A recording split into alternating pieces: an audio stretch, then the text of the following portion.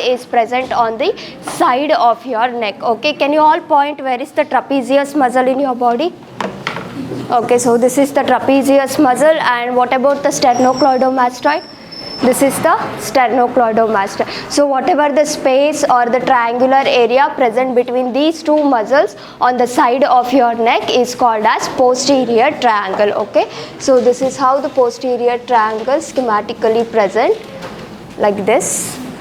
Imagine this is the anterior aspect and this is the posterior aspect. Okay, on the anterior aspect we have sternocleidomastoid muscle, and on the posterior aspect we have trapezius muscle.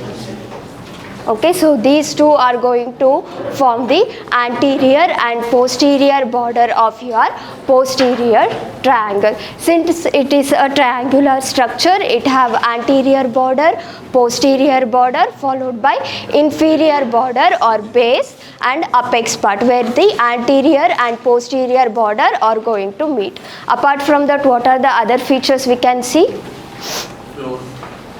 Floor and roof. So your posterior triangle have anterior border, posterior border, inferior border or base, then we have apex point followed by floor, and in the deeper aspect we have roof.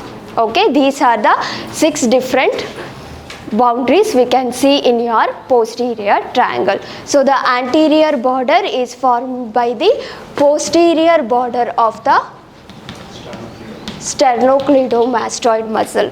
Okay, and the posterior border is formed by the anterior border or anterior margin of trapezius muscle. Okay, and inferior border is a bony structure. It is formed by your clavicle bone. Which part of the clavicle bone? Middle, 1/3, 2/3 or 1/3? Middle, 1/3 of the clavicle bone.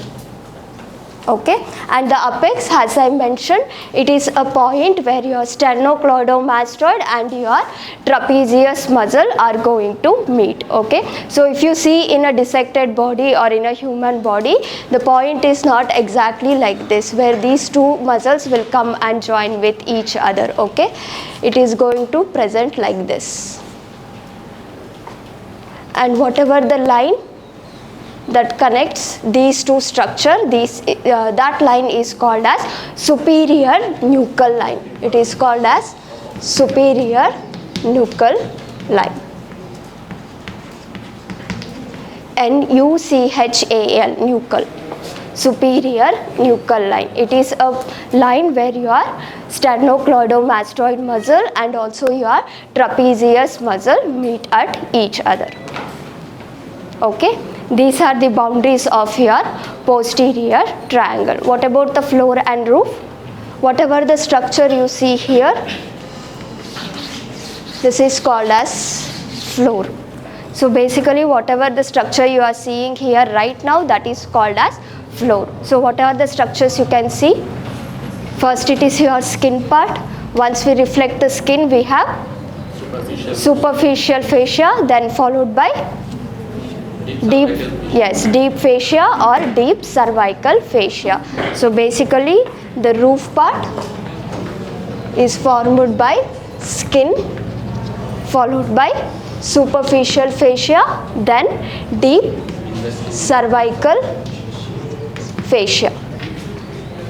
Okay, and what are the structures you can see in the superficial fascia? Platysma. Your superficial fascia here have muscle, arteries, nerves, vein and lymph.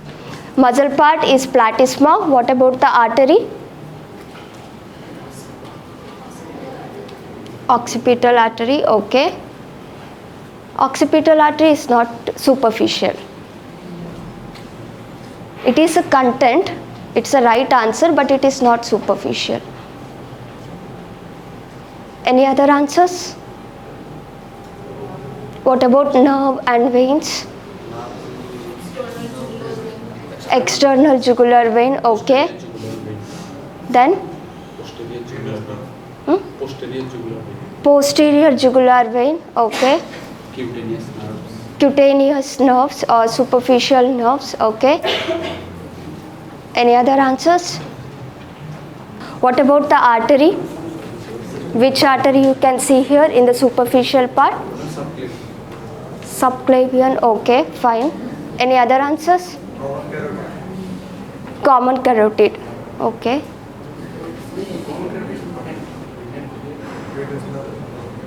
Radius nerve. Vagus nerve. Okay. Okay, I'll give you 2 minutes for. I'll give 2 minutes at the end of the class. You can check and let me know the answer. Okay. So these are the roof part of your posterior triangle. Then followed by we have floor part. What are the muscles we can see in the floor part? So once we remove the or reflect the skin, superficial fascia and deep fascia, we are left with the muscular part. So those muscular part is nothing but the floor of your posterior triangle. So what are the muscles we can see here? On the floor part we can see 3 muscles. That's it. Okay, we can see 3 muscles from above to downwards or from superficial to deep. We have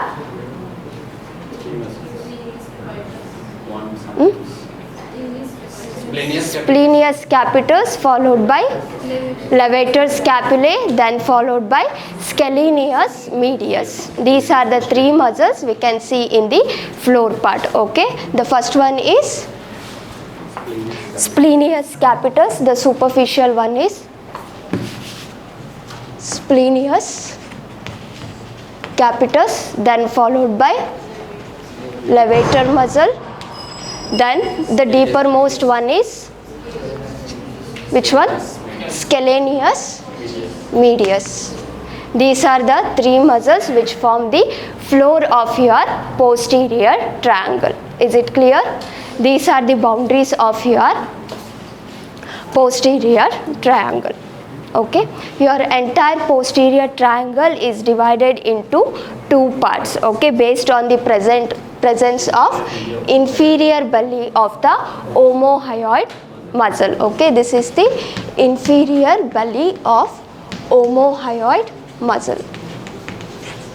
It passes through your posterior triangle and it will divide the entire posterior triangle into 2 parts. The upper larger part is called as occipital part and the lower smaller part is called as subclavian part or supraclavicular part. Okay, this one it is called as occipital part. Okay, and this is called as subclavian or supraclavicular part of the posterior triangle. Okay, this is the division of your posterior triangle. What about the contents? What about the contents of posterior triangle? Contents again you have to learn separately for the occipital part and for the supraclavicular part. Okay, in both the triangles or in the both the parts we can see arteries, veins, nerves followed by limbs. Okay, in the occipital part we can see occipital artery and vein. Okay, and in the subclavian part we can see subclavian artery and vein, then supraclavicular artery and vein. Okay, what about the nerves? In the occipital part we can see spinal accessory nerve, 4 cutaneous nerve, then few muscular nerves. Okay, what about the 4 cutaneous nerve? Any idea?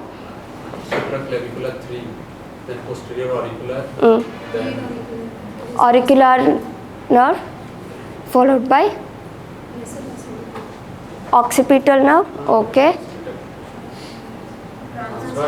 transverse, right, transverse cervical nerve, right.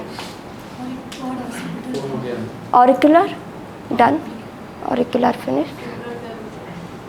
Supraclavicular they mentioned already.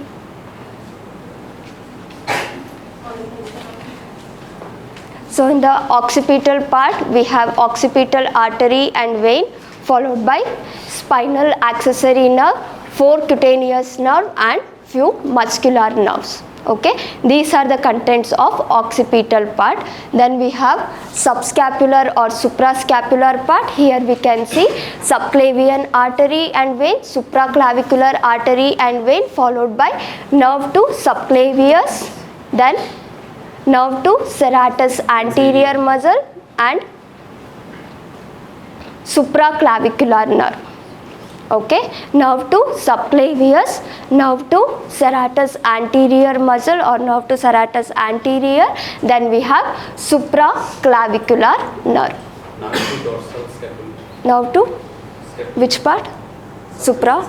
Nerve to dorsal scapula, scapular nerve.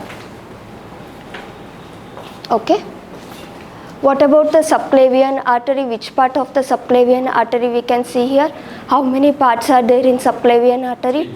3 parts. We have first part, second part, third part. So which part we can see here?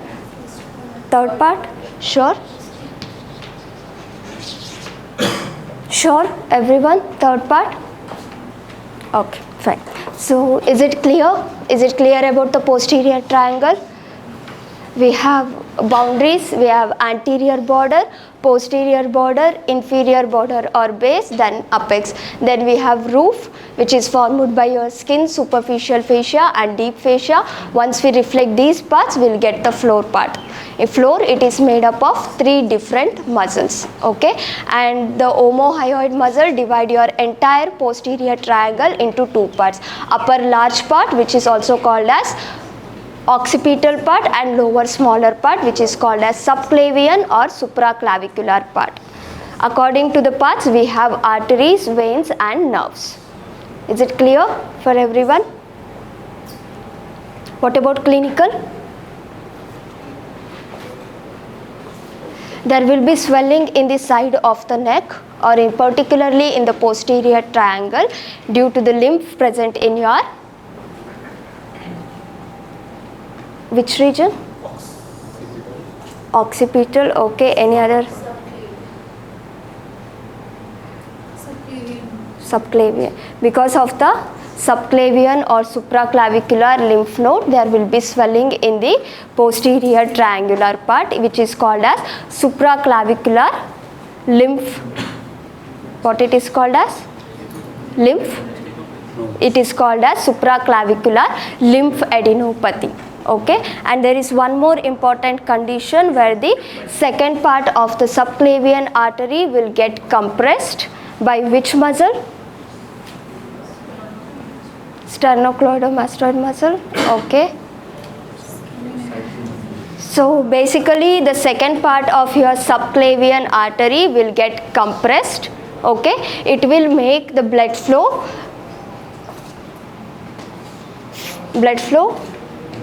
decrease to your upper limb. Okay, what is that condition called? A general term. These terms are already discussed. There will be less blood flow to your upper limb once there will be compression in the second part of the subclavian artery.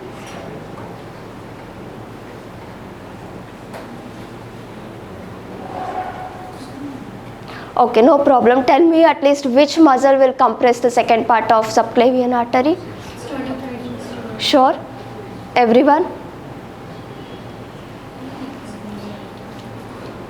It's given in your textbook. At least read once and then answer. Lower end of sternocleidomastoid muscle will compress your second part of the subclavian artery, which will lead to the decrease in the blood flow to the upper limb. Okay, these are the 2 important conditions you should remember in the posterior triangle. Okay, and check with this part whether it's a third part or the second part present in the supraclavicular region or in the supraclavicular part. Is it clear? Any doubts? This is all about your posterior triangle. Any doubts in this?